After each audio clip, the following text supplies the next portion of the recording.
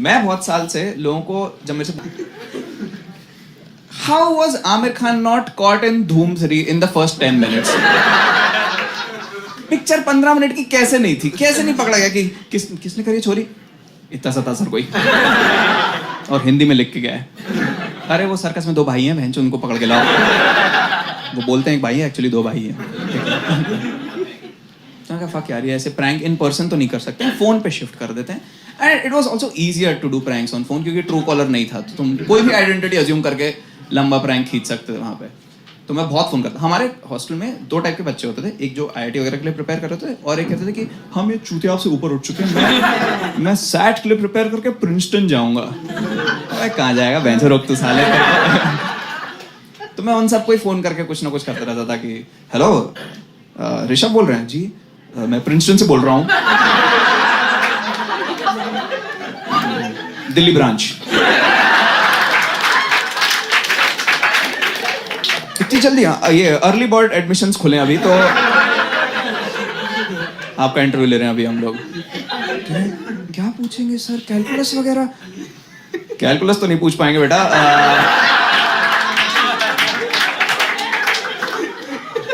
गुलाब के बारे में क्या क्या जानते हो तुम? सारी बातें बता दो। तो फुल उसका ऐसे 1 घंटा बर्बाद करते थे फोन पे, और फिर ऐसे एंड में बोलते थे एक्चुअली आपका बकरा बन गया, मैं आरजे नावेद बोल रहा हूँ, कल सुनिए रेडियो मिर्ची 6 बजे, ताकि उसका अगले दिन भी 1 घंटा बर्बाद हो 6 बजे।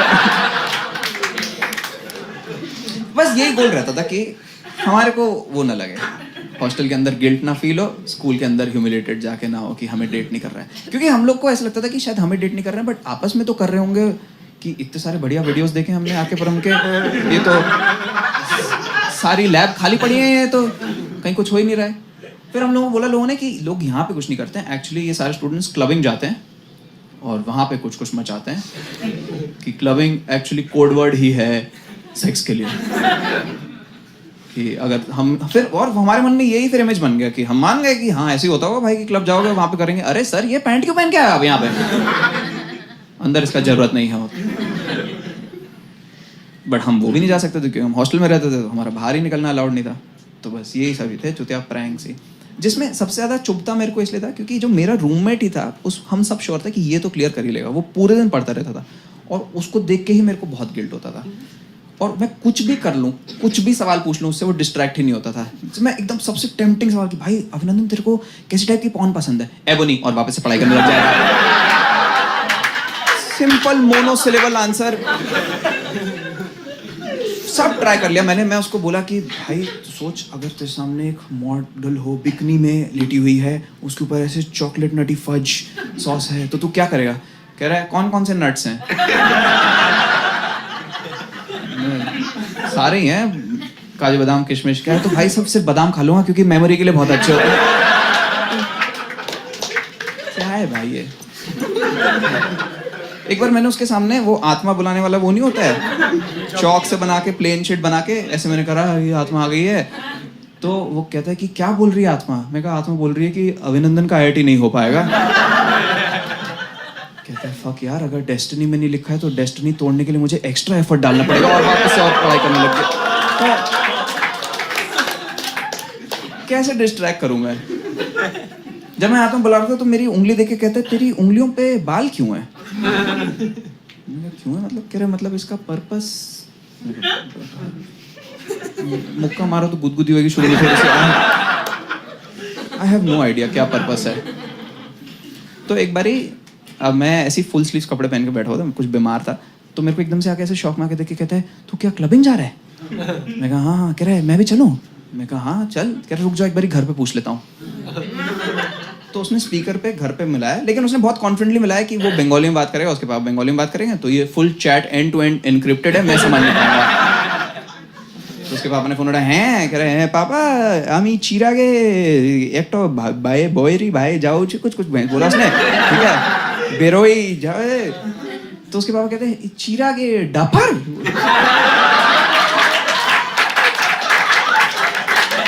हैं चिरागे डाफर, আমি যাও। तो उसके पापा कहते हैं ना ना ना ना ना ना ना ना ना। मैं कह रहा हूँ वाह भाई, क्या समझ नहीं आ पा रहा मुझे क्या बात हो रही है ये ना ना ना क्या बैंक की बात कर रहे हैं, क्या हो रहा है ये छिरा के डफा का है कि भारी ये करके उसने फिर फोन काट दिया और मेरे को झूठ बोल रहा है कि उनने हाँ कह दिया बट मेरे को मैं बीमार हो गया हूँ रोग बहन छो तेरे को। तब मैं उस समय डिसाइड करा भाई आज तो ये अभिनंदन के साथ ही प्रैंक करेंगे हम लोग। तो मैंने और ऐसे 30 साल लड़कों को बोला कि तुम भी ऐसे शर्ट वर्ट पहनाओ और हम लोग ऐसे प्रिटेंड करेंगे कि हम लोग क्लब जा रहे हैं और सेक्स कर रहे हैं, तो कम से कम कुछ नहीं तो साला आज तो डिस्ट्रैक्टेड रहेगा ये। सबने कहा ठीक है और सब लोग तैयार हो गए और फिर समझ ही नहीं आया कहाँ जाए क्योंकि हॉस्टल से निकलने अलाउड नहीं। तो हम बस नेक्स्ट कमरे में जाके सब ऐसे छुप के बैठ गए सारे। और फिर हमने वहां से अभिनंदन को फोन करा, ऐसे मैंने फोन पे गाना चला दिया और दूसरे फोन से फोन करा, हेलो अभिनंदन भाई बहुत मजा आ रहा है क्लब में, कह रहा तुम्हें लड़कियां मिल गई? मैं कहा नहीं अभी नहीं मिली हैं। कह रहा फिर क्या फायदा है इतना, भैंचो लड़के यहीं मस्ती कर लेते, इससे अच्छा पढ़ाई कर लेते। और फोन काट के वापस पढ़ने लग गया वो। तो मैं तुरंत 3 मिनट बाद उसको फोन करा, मैंने कहा अभिनंदन एक्चुअली हम गलत सेक्शन में घुस गए थे, अभी पैंटलेस वाले सेक्शन में आए हैं, सबको लड़के मिल गई, साकेत सेक्स कर रहा है। कह रहा साकेत सेक्स कर रहा है? मैं कहा हाँ ये क्लब में इंट्रोवर्टेड एक्सट्रोवर्टेड कोई कॉन्सेप्ट नहीं होता है, सबको कंपलसरी होता है वो। तो साकेत सेक्स कर रहे, चल चल भाई मैं भी जा रहा हूँ सेक्स करने। कह रहे तुम्हारा सही है यार, तुम्हें तो पार्टनर मिल गया, अब हमें करियर के बेसिस पे ही किसी को लाना पड़ेगा, चल भाई मैं रखता हूँ। और वो साला और पढ़ने लग गया। तो चल भाई what do we have to do कि एक दिन ये ब्रेक ले ले। तो मैं साकेत को बोला कि आई थिंक प्रैंक का जॉनर ही बदल देते हैं, तू फोन कर और थोड़ा सा डरा दियो इसको कि कुछ गड़बड़ हो गया हमारे साथ, तो आउट ऑफ कंसर्न नहीं पड़ेगा। कह रहे हाँ डरा दूंगा। मैं बहुत मत डरे, थोड़ा सा डर। कह रहे हाँ हम संभाल लेंगे, चिंता मत करो। हेलो अभिनंदन यहाँ बॉम्ब ब्लास्ट हो गया भाई। ब्लास्ट हो गया है? क्या कह रहे साकेत? हाँ यहाँ ब्लास्ट हो गया है। तो कह रहे तो क्या सब मर चुके भाई? सब मर गए, मैं भी थोड़ा सा ही बचा हूं भाई, मतलब हाथ बचा है मेरा और मुंह बचा है, तो फोन मिला लिया मैंने। कह रहे चिराग तो पूरा मर चुका है भाई, उसका कुछ एक उंगली मिली है बस उसकी। कह रहे तुझे कैसे पता उसकी? अरे बाल है ना उसकी उंगली में भाई, वो उसी का एक उंगली पड़ा यहाँ मिला हुआ है।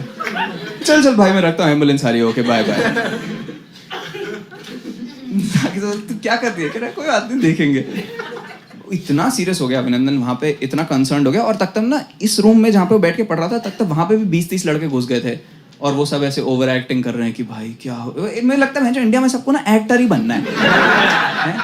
सबका भी अंदर का क्लोज ड्रीम ही होता है कि भाई बड़े बड़े पर्दे पे आ जाए, क्योंकि जिसको मौका मिलता, तभी तो इन्फ्लुएंसर इकोनॉमी इतनी बूम करे जा रही है। सब वहां पे ओवर एक्टिंग कर रहे हैं कि भाई तू ये देख हमने दोस्त खो दिए बट हम अपनी IIT मंजिल के 40 रैंक करीब आ चुके हैं। क्या बात है? वो कह रही कंपटीशन कम हो गया। हाँ yes. देखो मेरा फ्रेंड था संदर्भ एकदम ओवर है, वो कह रहा है कि बताओ चला गया चिराग, यहीं तो बैठा था अभी मासूम सा, बचपन की शैतानियों में आत्माएं बुला रहा था।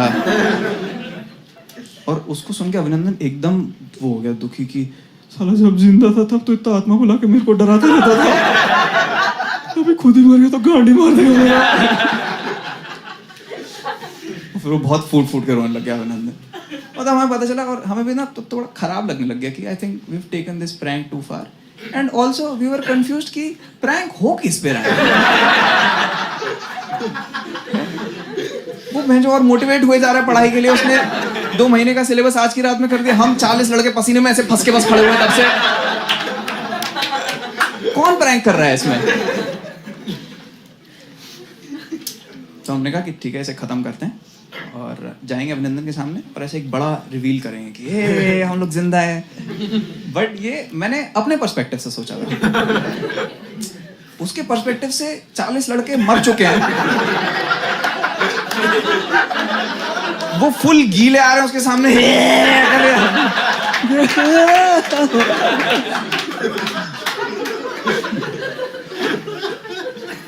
ये हुआ था 2009 में और अभिनंदन ने आज तक मेरे से ढंग से बात नहीं करी है भाई। वो कुछ हेल्प नहीं करता था, मैं उसके पास बाद में कुछ जाता था कि थोड़ा सा ये ऑर्गेनिक समझा देगा। कह रहा है तेरे को लेने देना है? तू तो मर चुका है ना। एक उंगली से जाएगा अपना MCQ लिखने, क्या करेगा जाकर? तो उसने कुछ हेल्प नहीं करी मेरी, और फिर 11th नहीं हुआ, मैं 12th में स्वाइन फ्लू आ गया, तो फिर नहीं हुआ मेरा IIT, फिर मैं गया VIT में टट्टी कॉलेज। बट अभिनंदन ने इस दिन के बाद से ना हम लोगों से थोड़ा थोड़ा डिस्टेंस इंक्रीज करने लग गया, बात करना कम कर दिया, और 12th तक उसका फुल दोस्ती से विश्वास ही उठ गया। तो वो कुछ नहीं करता था, बस पूरे दिन बहन जो पढ़ाई करता रहता था, और एंड में उसका भी IIT नहीं हुआ। तो I think moral of the story यही है कि IIT बहुत टफ है। बहुत कम सीट्स हैं और उससे भी कम टेबल है।